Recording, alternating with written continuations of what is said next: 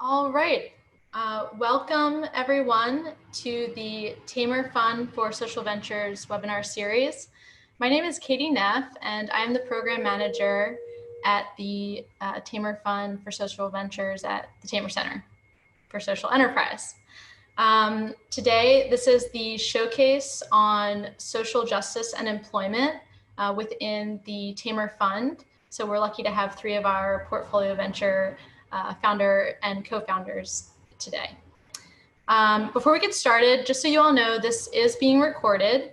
And if at any time you have questions, please put them in the Q&A box that you can type into at the bottom of your screen. And we will have time at the end or in the second half to field any questions you might have. And also just to highlight before we get started, if you are an entrepreneur yourself and you are interested in maybe applying for the Tamer Fund yourself, we have a deadline of 15 August for the next round. And there's an information session on July 31st that's coming up. And you are invited to join that. And that will be, we'll post that in the chat, the information. And lastly, something that is quite timely and maybe relevant to this sector that we're going to talk about is on the Tamer website, we have a section for racial equity and social enterprise. So if that's a topic that interests you, we will provide that link in the chat box as well so that you can explore more. So to give you a little bit of background before I introduce our panelists, the Tamer Fund started in fall 2015, and we have had 10 successful rounds of providing seed grants. We now have given seed grants to 37 ventures, and they range many different sectors. Depending how you count it, it's about 8 based on the social or environmental impact that they're doing, and a wide range of schools and institutes. We're up to 11 now, and we are agnostic in terms of the social or environmental impact that you are seeking. And so take that into consideration if you're interested in applying yourself. So with that, I'd like to introduce our panelists today. We are lucky to have Manal Kahi, who is the co-founder and CEO of Eat Offbeat, which is a meal service that delivers authentic ethnic cuisine made by refugees who currently live in New York City. And we're lucky to have eaten a lot of that food when we were actually in a physical university space. So thank you. Sanni, who is the founder of Dollaride, which provides innovative transportation technology to marginalized communities in New York City and New York State. And he received the Tamer Fund grant in spring 2019. And I failed to mention that Manal received the grant in fall 2015, one of the first. And then finally, Elizabeth Suda, who is the co-founder of Article 22, which designs and distributes meaningful jewelry collections. And their first one is Peace Bomb, which uses unexploded mines that have been extracted from Vietnam, and local artisans design the jewelry. They received the grant in fall 2019. So the first 20 minutes are going to be me asking questions, and then after that, we're going to open the floor for your questions. To get started, Manal, Sue, and Elizabeth, can each of you just share how you got started on your venture and why? Sure, I will start. Basically, Eat Offbeat, I mean, the original idea, or at least the idea that sparked the whole thing, was when I moved to New York City as a graduate student. I went to the School of International Public Affairs.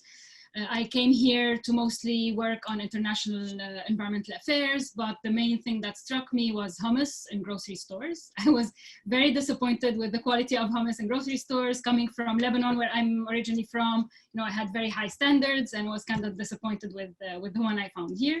So basically, I called my grandmother, started making my own hummus, and anecdotally, that kind of became successful among friends and acquaintances here in the US. And that's really what gave us the idea, my co-founder and I, to try to find a way to sell that hummus, right?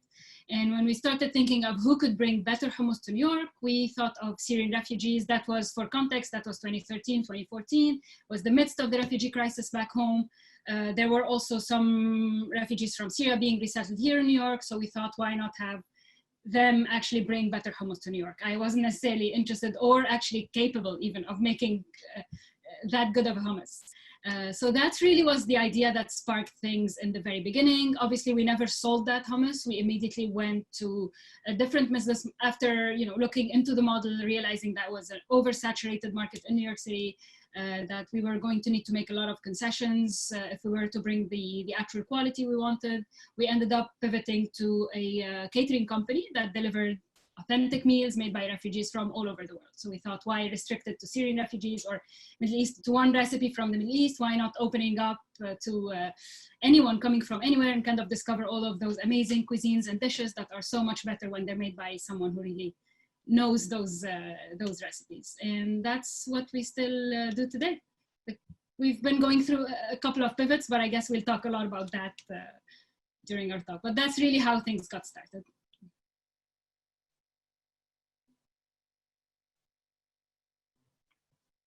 I'm done, Katie. Can you folks, Go ahead, Sue. can you folks hear me? Excellent. Well, I'm Sanni, and I'm the founder and CEO of Dollaride. I originally got started with Dollaride as a business and idea about 4 years ago. One of my uncles has a company in New York where he provides transportation service in the outer boroughs, leveraging dollar vans. And my uncle grew to a point where he really wanted to understand, what's the future of mobility and its impact on his company.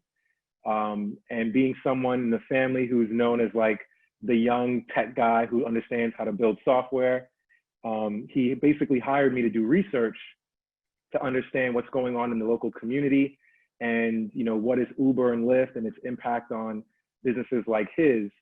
And I was very intrigued and interested in doing research in this frame because I grew up in a transit desert in New York City. I used to live in Brooklyn, New York. East New York, Brooklyn. And it wasn't until my family moved to Jamaica, Queens, which is also a transit desert, where I found out about dollar vans, which are an informal transit service that operates in Brooklyn, Queens, and in the Bronx. So, at that time, I had a job on Wall Street, but my commute to Wall Street from Jamaica, Queens was easily nearly 2 hours long. But I was able to reduce that commute down to about an hour and a half, sometimes even less, if I used a dollar van for the first and last mile. So I already had in mind the experience of finding a solution that was homegrown and effective through dollar vans. But it wasn't until I did research with my uncles that I realized that there was an opportunity to make this solution available to more New Yorkers, not just the folks who lived in Jamaica, Queens.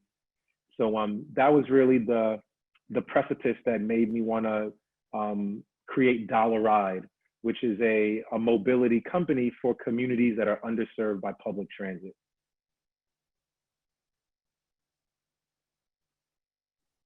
The end. Thank you. And thank you all for having me, and Manal and Sue for sharing your stories. It's all so inspiring, and we all kind of came to entrepreneurship in different ways, but perhaps all unexpectedly. And I always say that I'm an accidental entrepreneur.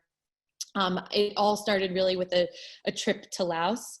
I left my job in fashion at Coach in the merchandising assistant, as a merchandising assistant.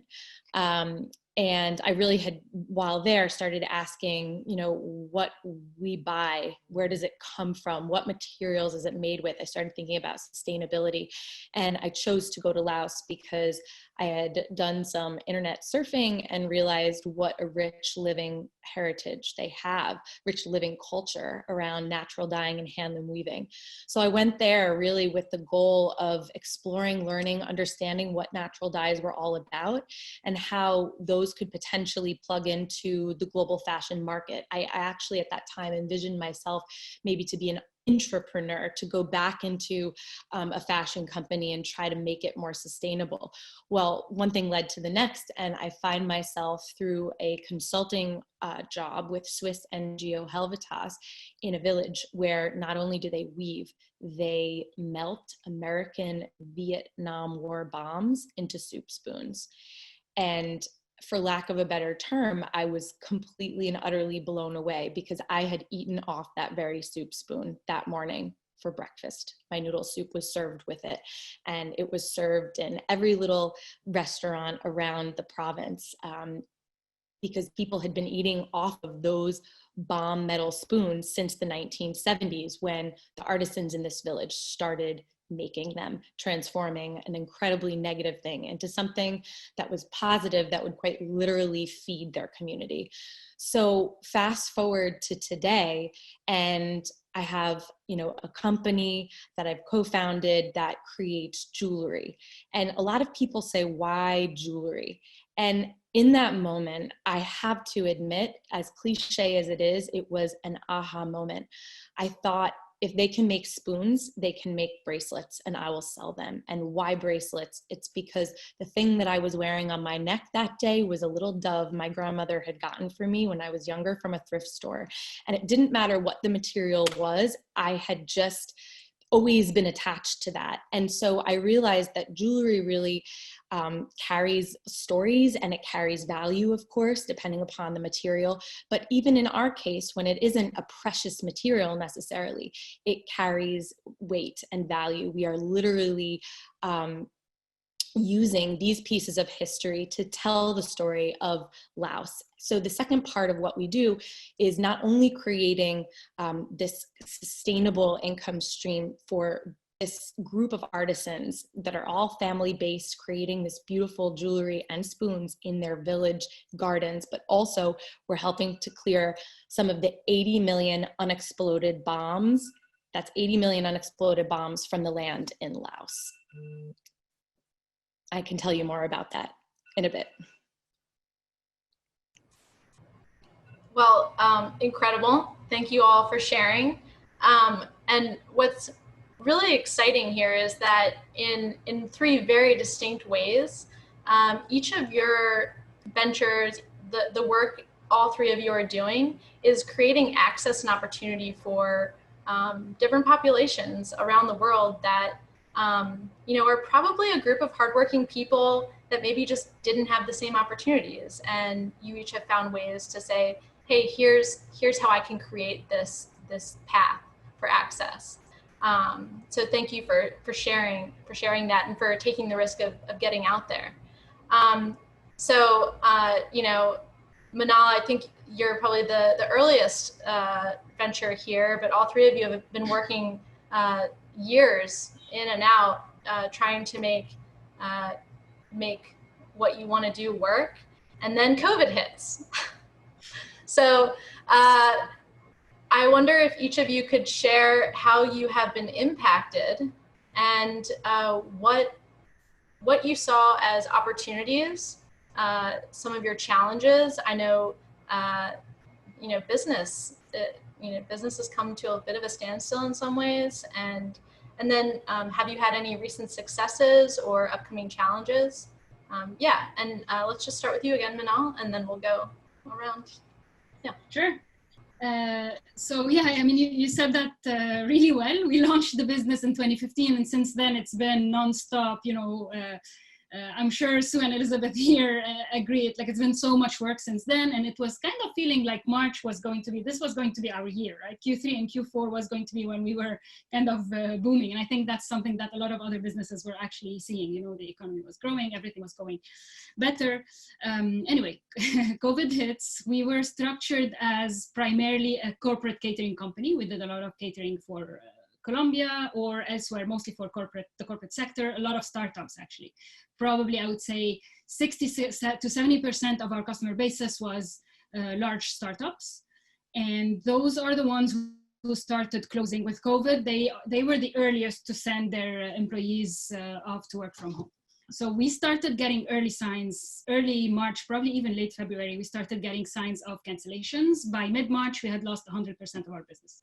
Literally 100%, right? There's no business plan that really plans for that. I had budgeting and projections with, you know, if we don't hit our target or if we're 20% short, what would happen? Zero is, like, it was never part of the equation. Long story short, we lost 100% of our business. We had, the good thing is we have a team that is incredibly resilient and adaptable by nature. All of our chefs, you know, as immigrants, as refugees, they've already built their lives, if not twice, maybe 3 or 4 times over. They've already learned new languages. They've already gone through so much and kind of, they know what it's like to rebuild things. So we, in that sense, we were at an advantage over other companies, or maybe a little lucky in that sense. In a week, we entirely pivoted. We moved entirely from B2B catering to B2C home delivery. So we took our best sellers from catering, repackaged them, repurposed them, put them in a box, and now we deliver them directly to our customers, to our consumers, directly to their homes. And those are boxes that kind of are supposed to cover about 4 to 6 different meals with snacks, treats. You know, it's kind of a customizable box that people can choose with our best sellers from catering. So to answer your question on kind of opportunities, challenges, successes, I'm going to be very quick answering that. Basically, the opportunity for, in the way we see it, it's kind of a silver lining in a way. We've always wanted to go into the B2C market. That has always been part of the agenda. And being in catering, you know, was always kind of a hustle of just making that work. And we know, like, we thought this was something that was going to take years of preparation, of building a business plan. It took us a week, literally a week, and we had launched a new product. Clearly, it was a week of 0 sleep, probably like literally 2 hours of sleep a day for the entire team. But we did it. So silver lining, we learned a lot, and we were actually able to launch something very, very quickly. Challenges, many. I won't even go there. That will probably require another 3 to 6 extra minutes to talk about. But basically, the biggest thing is really that switch from B2B to B2C. The entire model has changed. The way we market, who we market to, how we package, the way our chefs operate, the operations, the schedule, everything has changed. The delivery, everything, literally every single point in the business has changed. But the good thing is that we had set up all of the right structures in catering, and we were able to very quickly adapt those. So it wasn't really rebuilding those structures. If anything, it was readapting. So we readapted the tech. Some things went faster than others. We readapted our delivery system, kind of made some tweaks and switches. And again, given the adaptability of our team, it was possible to do that. And that's it on my end. I went a little over.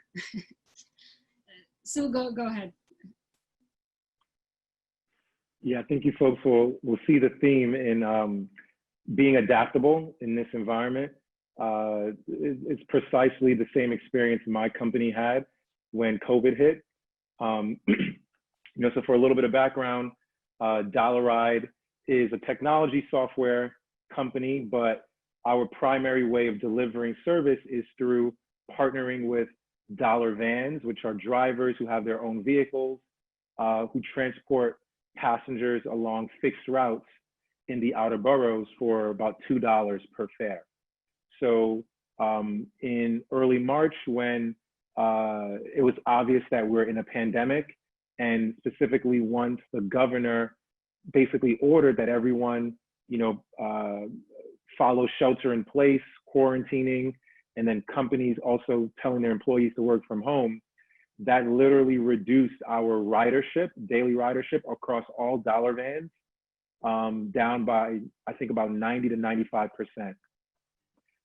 So literally within about a week, we went from an ecosystem that does 120,000 rides per day to, less than 5,000 rides per day. That was a dramatic change that none of us planned for or even imagined could happen literally 2-3 weeks earlier. We were definitely in a scramble to figure out how can we not only keep our business alive, but also make sure that the drivers who rely on our product, who are part of our ecosystem, can also maintain a living and earn a living wage. So the first thing that we did to weather the storm and its impact on our business was we first made our service available and started aggressively marketing ourselves to essential workers, hospitals, and basically healthcare facilities who also were going through a different type of impact from COVID. They needed additional staff and sometimes, or in a lot of cases, safer and private transportation to and from work, to and from the healthcare facility. While organic ridership in the dollar van community went to zero, we're finding these little pockets of areas around the economy where people still needed transit in some way. And essential workers were the first thing that popped in our minds, and also where we started getting inbound requests from local hospitals. We positioned all of our drivers to start working with these specific hospital centers, transporting their employees to and from work. The second opportunity that came about was the skyrocket interest in delivery services. And Manal and I have talked a little bit about this recently, but essentially a lot of companies who were previously maybe doing B2B style work with their foods or goods are now moving to a consumer-based approach, and therefore they needed a way of getting their goods or food directly to their customers. And fortunately, Dollaride was already positioned as a first mile, last mile transit provider. So my team and I immediately thought, well, we have drivers, they have vehicles, maybe we can organize ourselves as a delivery service network. And in very, very quick order, literally in about a week, we threw up a landing page, ran some Google and social ads, and started getting responses from business owners who ultimately needed to get their products as well as food and meals to families all around New York City. And then the third thing that happened, which I think has been probably the most sustainable revenue stream and opportunity for Dollaride, was a huge spike in interest from local corporations and organizations who wanted to provide safe transit but private shuttle service for their employees. So this has really come about basically in the last month, maybe 6 weeks, but essentially there are now a lot of employers who are thinking about how to bring their employees back to work since they've been working from home for about 3 months, but they still want to maintain social distancing when they're in transit. They also want to make sure that they are not traveling in the subways where the risk of catching the coronavirus may be higher. So therefore they're looking at private shuttle service as a way to get their employees from home to the office, where they can control that environment and ensure that it's safe and hygienic.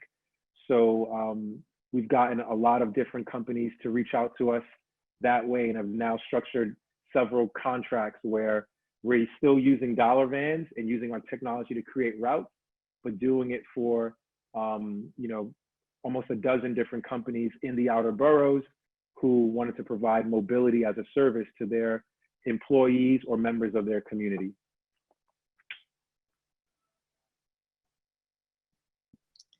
Yeah, so entrepreneurship is not for the faint of heart. Similarly, we lost 75% to 2/3 of our business. We have 3 sales channels, and typically that would be retail events, which tend to be very heavy in October, November, December, but we do them throughout the year. We have wholesale, which is obviously reselling to stores all across the US, Australia, and Europe. That came to a halt. And then we have, fortunately, online, and we feel so fortunate that the main silver lining is we've been able to focus on probably our most neglected sales channel over these past years. Part of that had to do with the fact that we didn't have anybody internally on our team who had the digital marketing expertise. And so it took us a little bit of time to find the right partners. That said, we had already started working with them a year. We had already started developing different experiments online. And so fortunately, our online sales have grown significantly, even as much as 150%. The downside is it still wasn't enough to compensate for keeping our entire team. So we did have to restructure. We're looking at different ways of addressing that, post-COVID era, of course. We had to tell anybody who has worked for us seasonally around Christmas, October, November, December in the past that we won't be able to do that again. We won't be able to rehire them because there will be no events. At least we're not planning on participating in any. We feel like it would be too risky. So in a nutshell, we're a brand about transformation, taking a negative into a positive and transforming a negative into a positive physical piece of history. And this has really been a moment for us to reflect and say, well, okay, how can we do that as an organization, as a brand, as a team? And there are still plenty of question marks as to how to do it efficiently on a shoestring budget.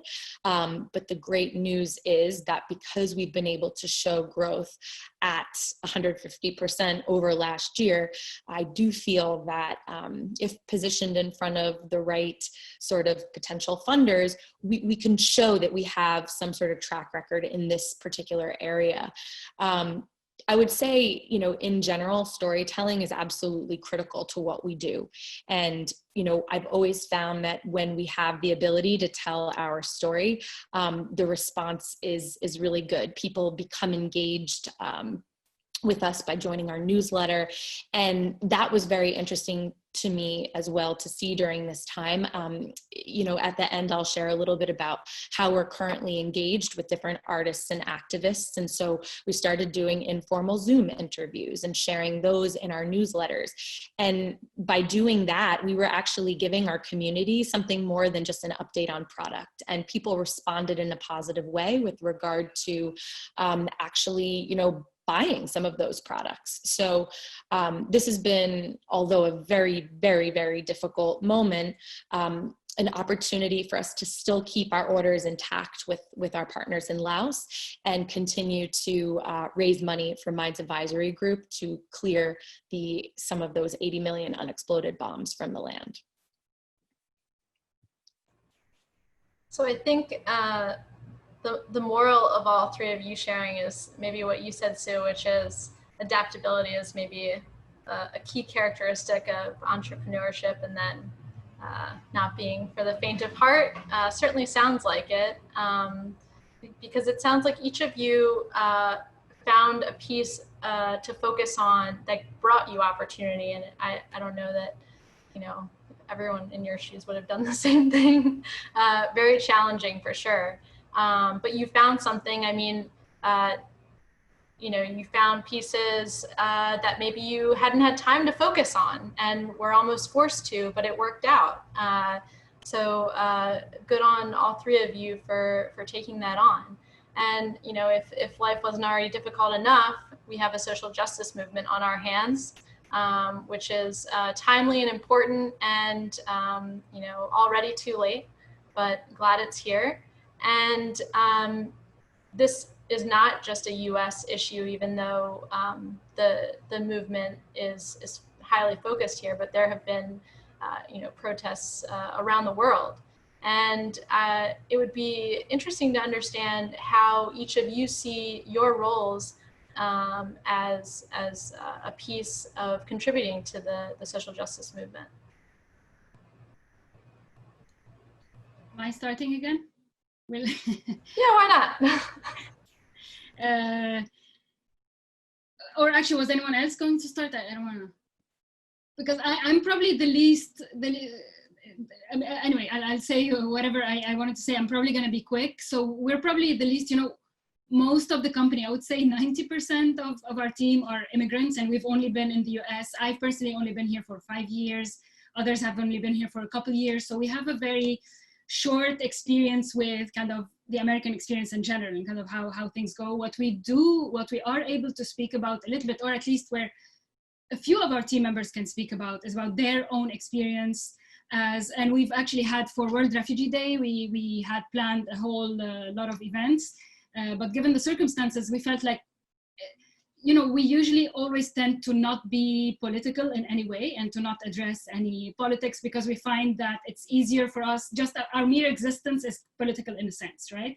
So for us, it's kind of enough to sell our food, to say that we exist and to kind of be here, rather than try to push any political arguments. But this is where it felt like this was not political anymore, and we had to be kind of, you know, it's just beyond words. But basically, where we feel like we could add a tiny bit to the conversation is by highlighting a little bit about the experience of Black refugees in the US, and how, so we had a few of our chefs, we had kind of a conversation we did it in partnership with the MOFAD, the Museum of Food and Drinks. And we tried to highlight some of our chefs who had a bit of a different experience to also tell than what's already out there. But obviously we feel like we're now, as new Americans, we have a bit less of a voice. We're more open to kind of hearing and understanding, so that we can also add in our 2 cents, I would say. But that's all I have to say about that. And I'll jump in there before you chime in, Sue. But I will say, Manal, you know, it's powerful that Eat Offbeat is able to bring a new cuisine that people enjoy, that is from so many different countries. You know, you have Afghanistan, Iran, Syria, Iraq, just to throw a few out there. I think Senegal, I'm like remembering the name tags. But just to make that normal and exciting and interesting, and that people come back and say, wow, I like this food. And to be exposed to that is an incredible piece of creating acceptance of different. So, you know, for us, it's the bold. ultimate sign of success is when someone tries our food and says, wow, this is so good. We are so lucky that refugees are resettled among us because we get to try this excellent food. That's the ultimate sign of success. So that's why we try to avoid being political in, you know, in our, I don't know how to say that. We're political by existence only. So we try to avoid any political arguments. But again, I can't stress this enough. The social justice movement that's happening now, personally, I don't believe that's political anymore. That's like a human rights thing. It's more of a general common rights thing. So that's where we felt like it's not political anymore. And this is where we felt like we did want to be a bit more vocal. Right? Absolutely. To the extent where we could. Again, as immigrants, as new Americans, it's a bit of a different conversation. But yeah. Thank you for sharing. Since I interrupted the flow, Sue, over to you. No, I have to agree with Manal's sentiment, and thank you for sharing as well. You know, for me, I think probably pretty obviously the current social justice movement definitely affected me very personally and directly. I personally have had very negative and violent experiences with the police growing up in New York. In fact, there was a time when I was about 16, summer when I was 16 years old, my cousin, he was the first one amongst our friend group who got his license, his driver's license. And, you know, of course, we all wanted to drive around with him and hang out as much as possible that summer. So literally every day we would hop in my mom's car or his mom's car, and we just kind of joyride around Brooklyn and Queens. And, you know, I kid you not, that summer alone, you know, which is about a 3-month period, we got pulled over by the police 30 times. And, you know, we're never kids who were illegally doing anything. We had licenses. You know, we weren't committing any crimes, but it was definitely a different experience that we were going through as young Black males that a lot of people were not. And that was when, you know, I think I became a little bit more sensitive to this topic. but it is challenging in the business world to, wear your heart on your sleeves while also just trying to be focused on business. But I think this social justice movement has now forced all of us, including myself and people in my company, to be a little bit more vocal as well as aware of what's going on, not necessarily from a political standpoint, but from just like a human rights and an anti-discriminatory standpoint. So, specifically at Dollaride, the first thing I did when, this movement started to become really vibrant and obvious to everyone was I made an announcement internally that I think conveyed the message of, this is an open and safe space for everyone to talk about their experiences, no matter what their background or ethnicity was. At Dollaride, there's about 9 people on our team, almost half of which are foreigners who live and work remotely. So they're outside of the country, yet they were aware of what's going on in the United States. And then eventually, protests reached their countries as well. So I wanted to make sure that they had a chance to talk about what was going on in their own cities, as well as their own personal experiences. And most importantly, give people a place to learn from one another. So we talk really openly about, the history of racism in the United States, its impact on people's personal experiences, especially if you're Black or brown, and then what is our role at Dollaride, if any, to be stewards of social justice, or at least facilitating the conversation. And that last part was really probably the toughest thing because, like I said earlier, we really all just want to be focused on the business. And that as a startup, every day is so risky. It's like you can have very high highs, but nearly the next week or month, you can easily see, how your business could potentially die. And we were already in a tough time with COVID, but, I really found solace in that my colleagues wanted us to be a little bit more vocal about this social justice movement, because all of the drivers who use Dollaride as a platform to earn money are gentlemen and some women who are either Black or brown, and they live in marginalized communities in Brooklyn, Queens, and the Bronx. So, for them, on top of being out of work or having less work than they did, 2 months earlier, they also are dealing with the emotional trauma of, yet again, another person who looks like them or members of their family dealing with police brutality. So we thought it was important for them to hear from us. And we created actually a WhatsApp group where we invited all of the drivers to engage and talk about what's going on, share posts and videos from the protests if they were participating. And we just tried to, show them that we supported them. And then more importantly, we weren't gonna stop with building Dollaride and providing more opportunities for them to go back to work. So, those are the things that we did and how the social justice movement impacted us and where we thought our roles could make a difference.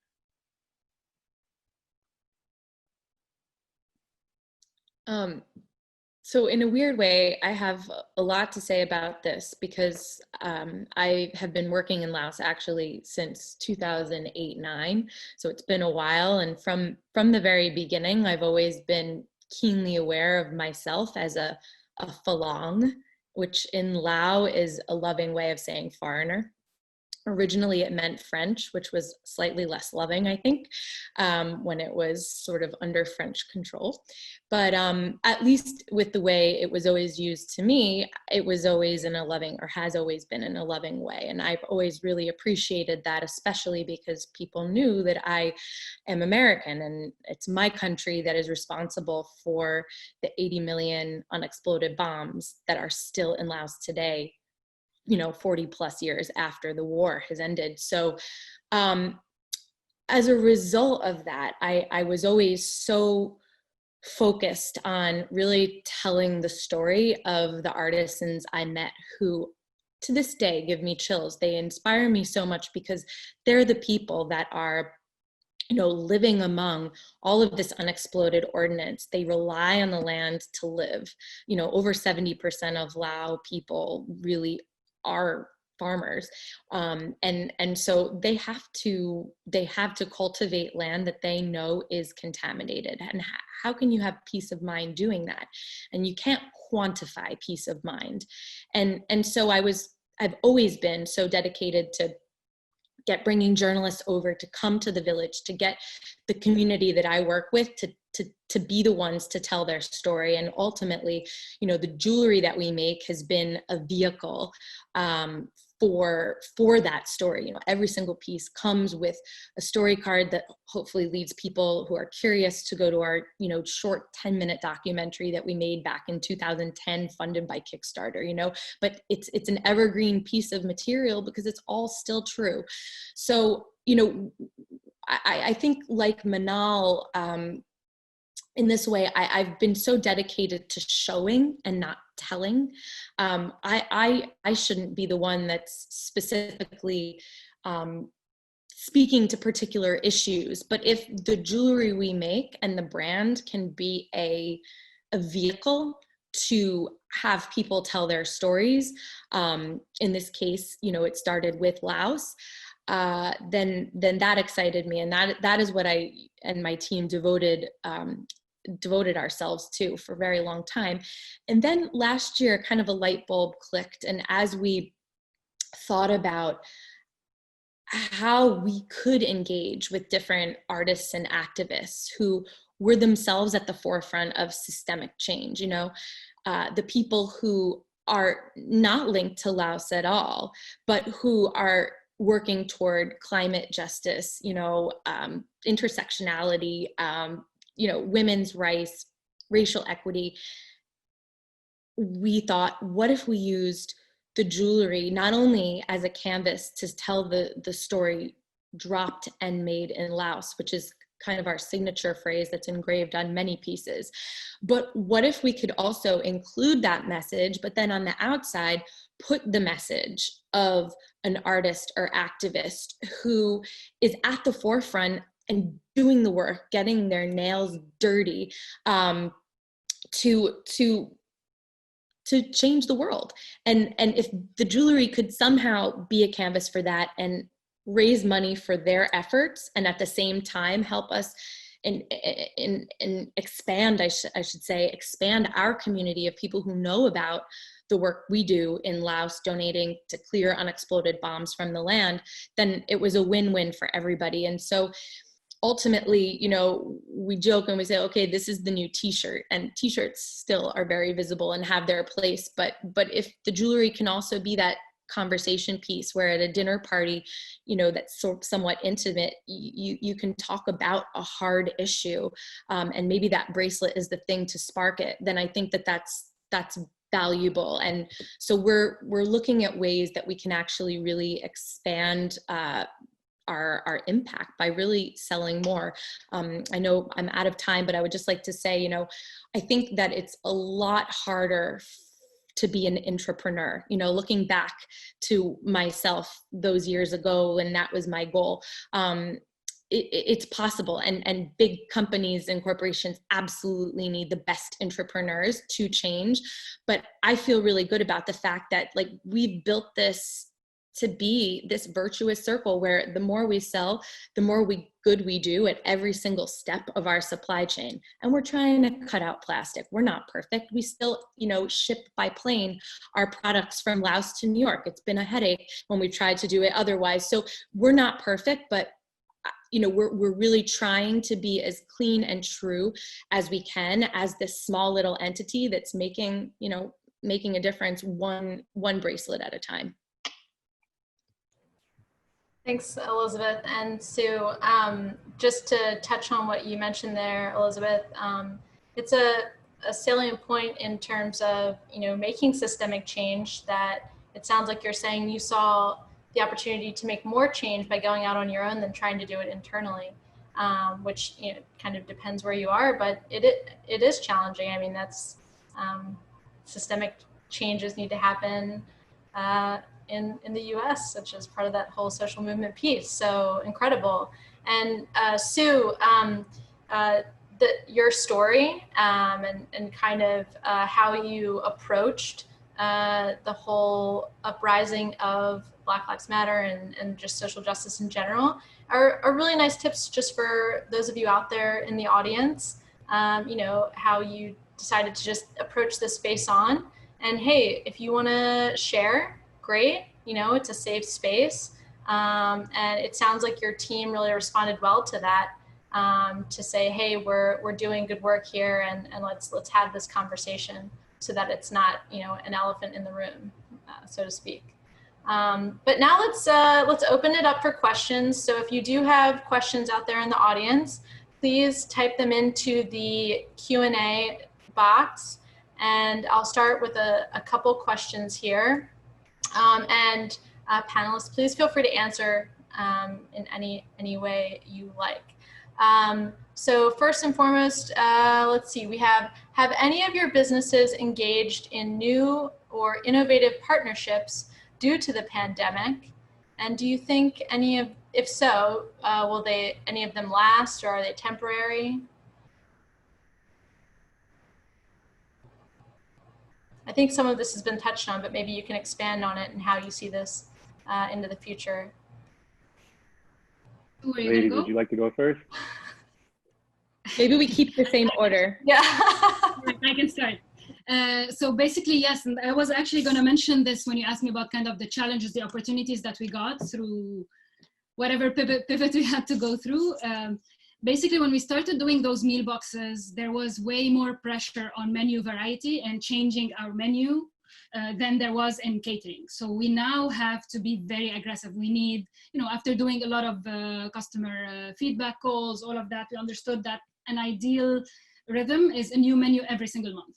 And that's something, if anyone here works in catering or the restaurant world, it's a lot of work, let's say, to come up with a new menu every single month. So that made us think of how can we kind of get through that? Do we hire new chefs? How do we do that? And this is where we came up with an idea to start doing partnerships. We started that this month, actually. We're partnering with celebrity or up-and-coming chefs here in New York to kind of curate a special menu every month. So this month, we're actually partnering with Chef Adriana Urbina, who is from Venezuela. She won Chopped 3 times. She was the executive chef at De Maria, kind of an up-and-coming chef here in New York.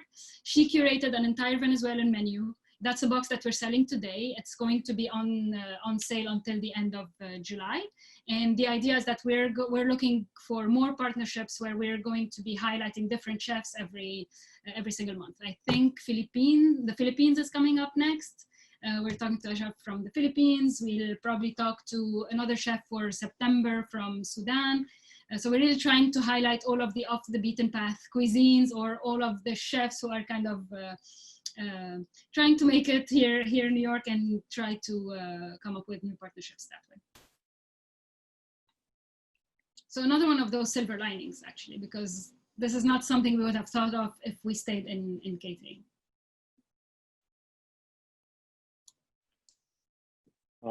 For me, the one, I guess, endeavor that we have started that is very different from our traditional business is the delivery service model. We currently are in the midst of 2 pilot programs right now.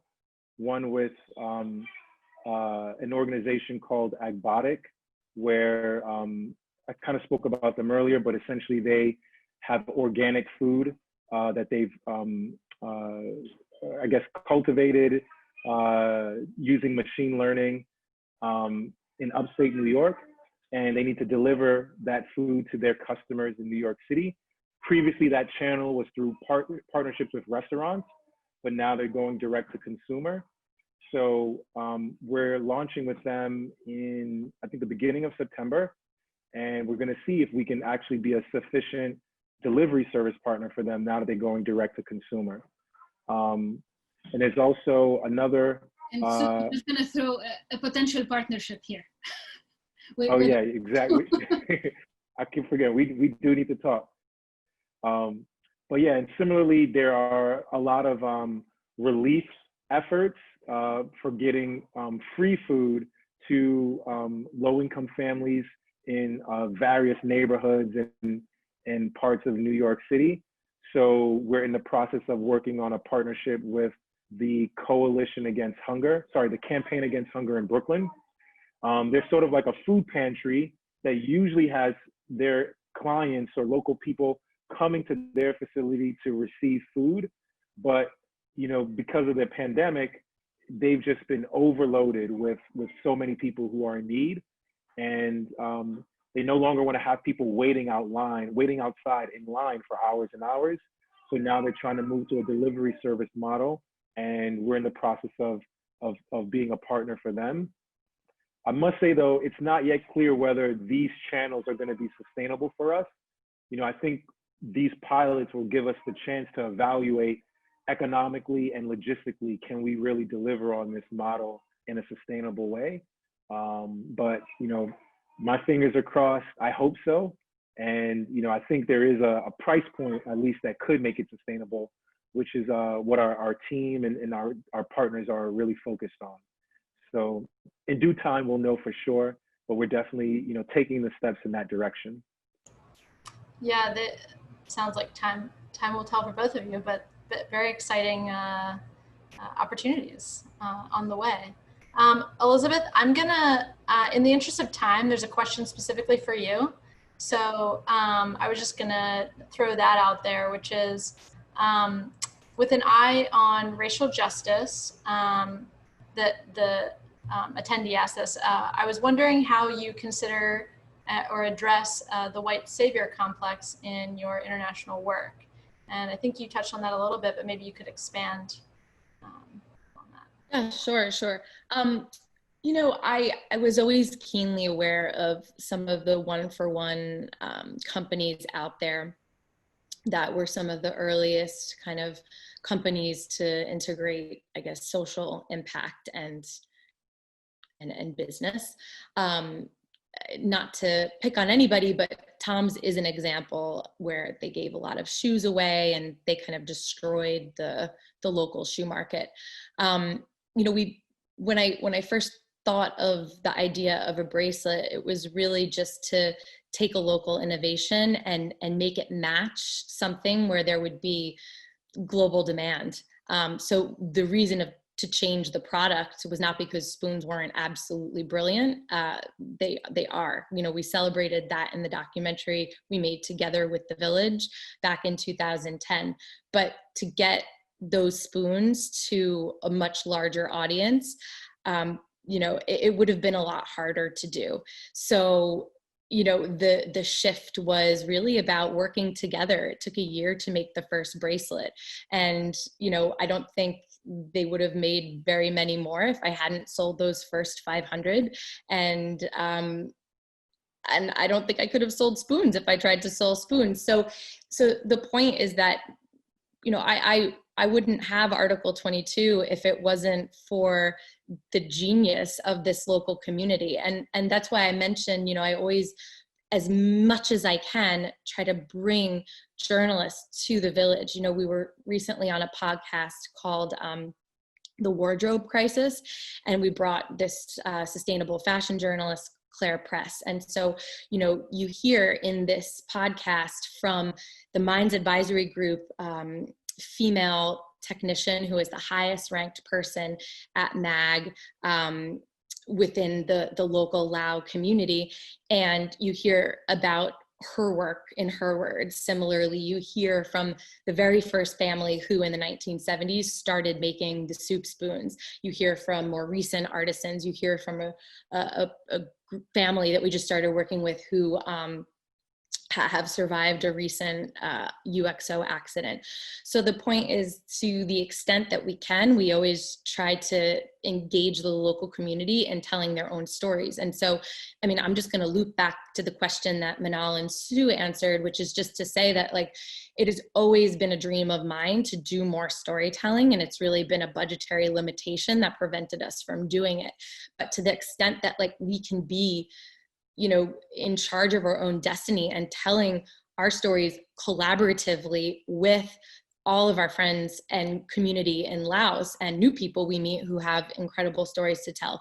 And beyond, as I noted, with regard to the artists and activists, if you go to our shop collections page, you'll see a page where there are various different people, including Amanda Nguyen, who was a Nobel Prize nominee, founder of riseproject.org, which is all about helping everyday citizens change the law.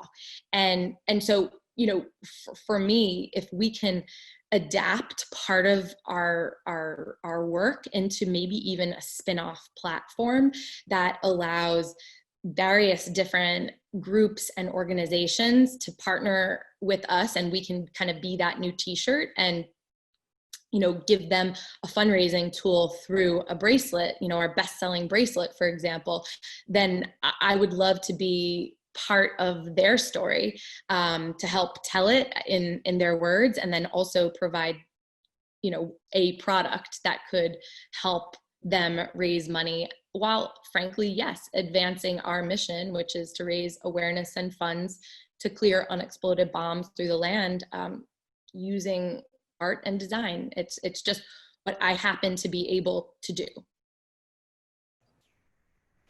Thanks, Elizabeth. And sounds like you really tried to take your own personal opinion out of it, and doing good work. So we are coming up on the last few minutes. So I'm going to read the last two questions, and also if each of you panelists will just go Manal, Sue, Elizabeth, since we've gotten really good at doing that.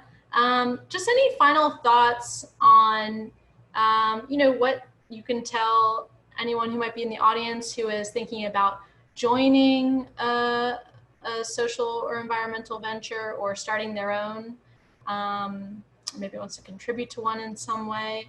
What does the social entrepreneurship community need to know from each of you? A lesson learned, or just, I don't know, sage advice? And then I'll just throw in these two questions if you want to touch on that.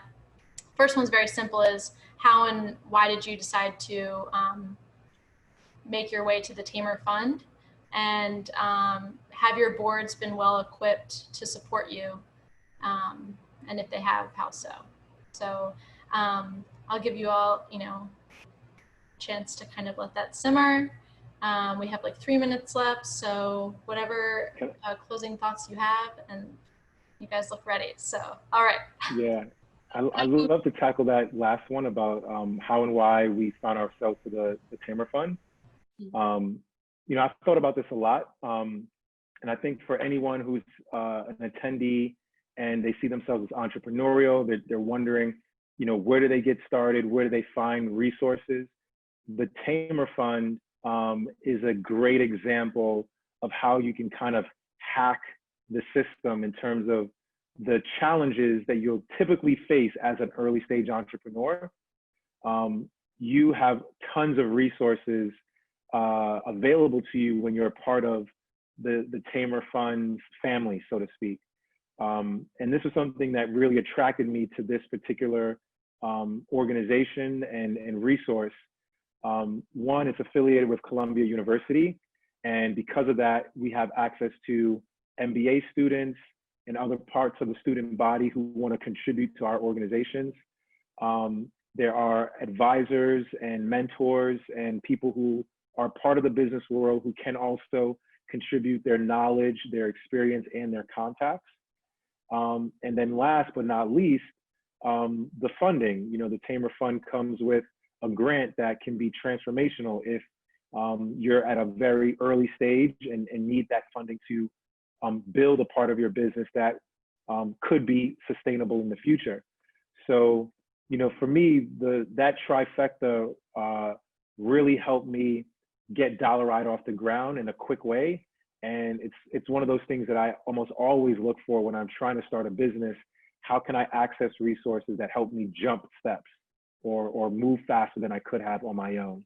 And the Tamer Fund is a perfect example of that type of hack. I have absolutely nothing to add to what Sue said regarding the Tamer Fund. Maybe the only thing is, because I agree with every single point you mentioned, the fund believed in us when no one else would, when it was a bit too early and when literally we couldn't get any other funding anywhere else. And that gave us both the transformational funding that we needed at that time, but also the validation to say, hey, maybe this is something we should keep pursuing. So that's definitely a big push.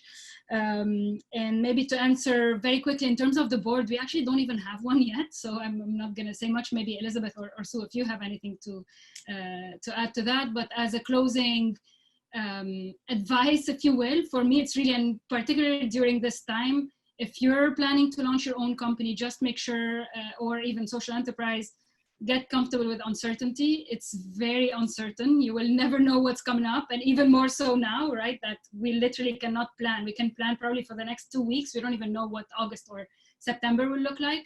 So just make sure you're comfortable with not knowing when you'll get your salary, if you'll get your salary, when you'll meet your targets, if you'll meet your targets, all of those. There are so many uncertainties. Just make sure you get more and more comfortable with that. And thank you, Katie, for having us today, and everyone else. Yeah, I know there's no more time, so I just want to say, you know, Tamer has been transformational not only for Article 22, but for me personally, because one of the biggest mistakes I made from the beginning was to not get out there and hit the pavement enough. You know, I thought, okay, I have enough validation from customers, you know, to keep me going and to keep eking out this incremental growth. And frankly, it was too slow. And so I feel like I've absolutely, my co-founders and I have so much validation from this community, number one, which is incredibly supportive, from the entire Tamer team. And then from all of the different offshoots and partnerships that Tamer has. One example that has been absolutely critical for me at this time was Trust Law, which is pro bono legal support. You know, you as an entrepreneur need to spend your time in the business, not, you know, searching around for legal help. I mean, legal help is critical. You need it. And that's why you do need to do it. But when you have a network that can support you and a community that can support you and give you leads, it's immensely helpful. And the last thing I would say about the board just reiterates my first point, which is that, you know, I did a few years ago build a board of advisors with very small investment of a few different people who are in the fashion industry. And I just highly recommend, as amazing as they are, and they've helped me in so many different ways, I do think that being very strategic about the board that you put together is really going to be worth it, because when you do it, you want to be able to have an interdisciplinary community of advisors. So make sure that you have, you know, depending upon what your industry is, your tech person, your digital marketing guru, and make sure you have this diversity of expertise in addition to what diversity means in all ways, because that additional perspective is what makes a healthy ecosystem. You know, like you can't have the bees and the flowers without each other. So that was a terrible analogy, but the point is, really don't be shy. And I would almost say sometimes be more aggressive about building that network and community, and don't think network is a dirty word, because it's not. Well, that was a really strong set of closing thoughts. So I have nothing to add. Thank you, three, for joining us today, and for all of you out there in the audience. Really appreciate you taking the time out of your day to listen in. I just want to thank Diana Rambo and Matan Skolnick, who are also from the Tamer Center and behind the scenes making our electronics and everything work. We have posted in the chat box 2 links, one to the Tamer Center, Tamer Fund for Social Ventures if you want to apply or join the info session, and the racial equity and social enterprise section of our website. We also posted the links to Dollaride, Eat Offbeat, and Article 22 if you're interested. And so keep getting out there and doing good work. Thank you all, and have a lovely rest of your Tuesday.